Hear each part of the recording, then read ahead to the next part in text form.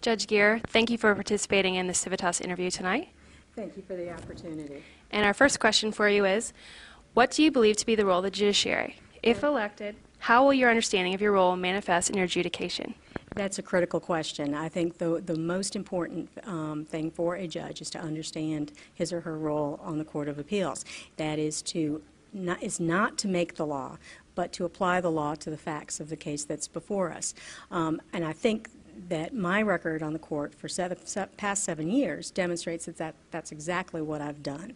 98% of the time, my opinion has stood up. The Supreme Court has rarely reversed me. And our second question is, what impact do you feel the recent SBI issue will have on the efficacy of the judicial system?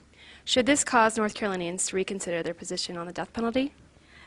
The SBI situation is going to mean time and money. It is going to slow down the processing of criminal cases. It is going to cost more money, both because you're going to have defense attorneys who are now asking for experts rather than relying on what the SBI did. And also, we've got the prosecution. Union County's district attorney is now reviewing all of his past cases involving SBI testimony.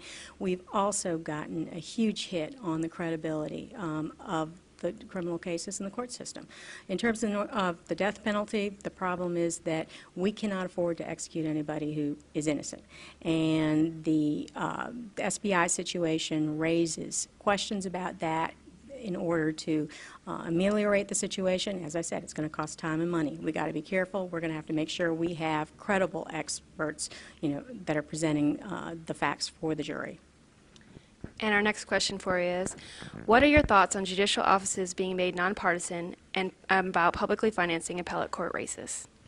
First, a judge's political affiliation can play no role in any decision they make. Justice is blind. That blindfold includes party politics. Whenever we have a decision that the media says was decided on a straight-on party lines, that diminishes the credibility of the courts.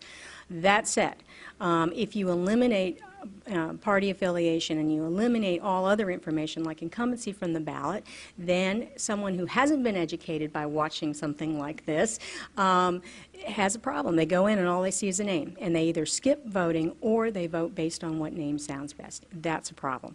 With respect to public financing, the courts, we have to maintain their credibility, and although there are some problems with it, that is a major step forward in enhancing our credibility. We don't have judges who look like they've been bought. West Virginia's problem. And our final question is, why should North Carolina elect you to become a leader of its judicial system? Well, I would ask people to vote for me based on my record as a judge and as a lawyer. I've been on the court 7 years, and I have a reputation, I understand, for writing careful, well-researched opinions that can be readily applied by lawyers and judges in other cases.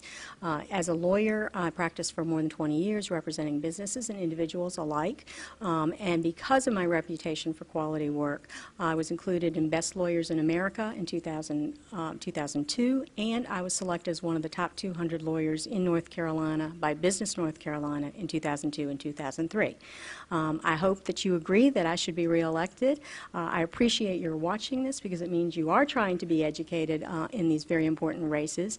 I would appreciate your support and your vote in November. Thank you for